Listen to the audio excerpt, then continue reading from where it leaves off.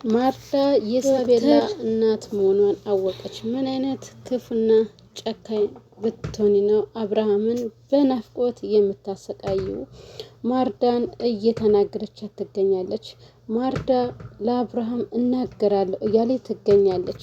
የሳቤላም አጋች እንዲህ የሳቤላን ዶክተር ርብቃ ብላ ትጥራት ሳቦ እያለቻት እየተገኘች አጋቹ ይህንን ድምፅ ሲሰማ አጋቹ አግቶ ወደ ነበረችበት ይመልሳታል።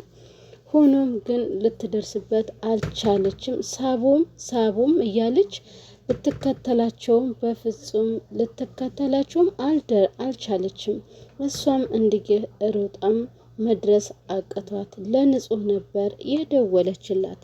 ንጹህ ደግሞ ሳቤላን አይቻታለሁ፣ ሳቤላ እዚህ ሰፈር መታለች፣ ሳቡ ምን ሆነች በማለት ንጹህ እጅግ ትደነግጣለች።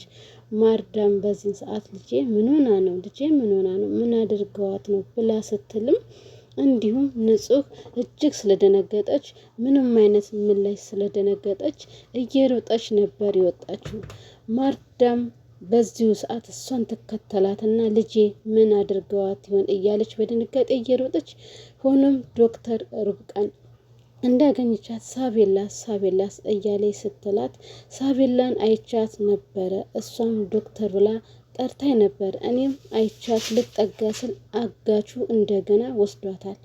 እሱ ከእንደገና ከወሰዳት በኋላ ብዙ ረጬ ነበረ፣ ግን ወዴት እንደገባሁ አጣዋቸው ብላ ትላታለች። በዚህን ሰዓትም ማርዳ ልጄ እንዴት ናት ስትያት፣ ልጄ እንዴት ናት ከስታለች ወይ ተበሳቁላለች ወይ ፈርታለች ወይ እያለች ልጄ እንዴት ትጨነቂውን እያለች ትናገራለች። በዛንም ሰዓት ዶክተር ርብቃ እንዴ ምን እያለች ነው እያለች ታገናዝባለች። የሳቤላ እናት አንቺ ነሽ ብላ ትላታለች። ንገሪን አንቺ ነሽ ብላ ስትላት ንጹህም እጅግ ደንግጣ ዝም ትላታለች። ለደቂቃዎች በኋላ ዝም ካለች አዎ እናቷለን ብላ ናርዳ ትናገራለች።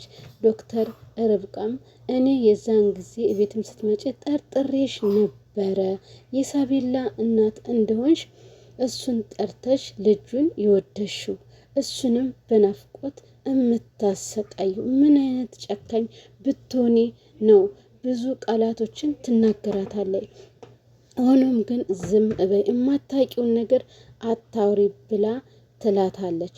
አንቺ ሁል ጊዜ ለምንድነው ነገሮችን ከአብርሃም የምትደብቂው? እሱ አብረሹ እዛ እየኖርሽ እሱ በናፍቆት እየተሰቃየ እንዴት ነው ከዚህም በኋላ የምታደብቂው ብላ ንጹህም ትናገራታለች። በማታውቂው ነገር አትግቢ ትላታለች። ንጹህም አንቺ ከኛ በላይ የምታስብለትና መታጅል አትምሰሊ፣ አንቺ ምን ታውቂያለሽ ስለሱ ብላ ትላታለች። አሁን ዝም በይ ትላታለች። ከጀርባው እየወጋሽ ያለሽው አንቺ ነሽ ብላ ትላታለች። ማርዳንም በክፉ ቃልም ትናገራታለች።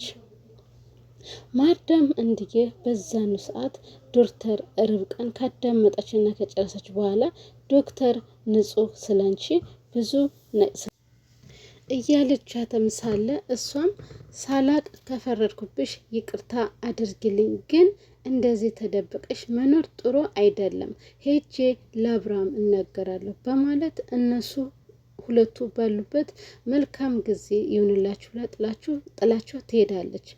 እንዲጌ ላሚ ቦራ በባለፈው ሰውየውን ብር ተደራድሮ ገብቶ ነበር። እንዲጌ ከፈታው በኋላ አናቱን ሁለት ቦታ ተርክኮ አልጋ ላይ አስተኝቶት ነበረ። አመታት ስለሚችል እንዲህ ከሱ ስለተፈታ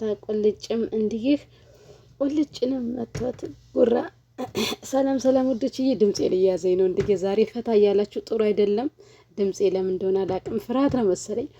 እና እንዴት ናችሁ? ደህና ናችሁ? እኔ ደህና ነኝ። ላይክ ሰብስክራይብ ያደርጋችሁ አበረታቱኝ ውዶችዬ፣ በርቱልኝ፣ ጠንክሩልኝ። እስኪ እውነት እስካሁንም ስታበረታቱኝ የነበራችሁ በጣም ነው የማመሰግነው። ፈጣሪ ያክብርልኝ። አሁንም ላይክ ሰብስክራይብ እያደረጋችሁ ቤተሰብ ሁኑልኝ። ቤተሰብ ያልሆናችሁ ደግሞ ላይክ ሰብስክራይብ እያደረጋችሁ ቤተሰብ ሁኑ።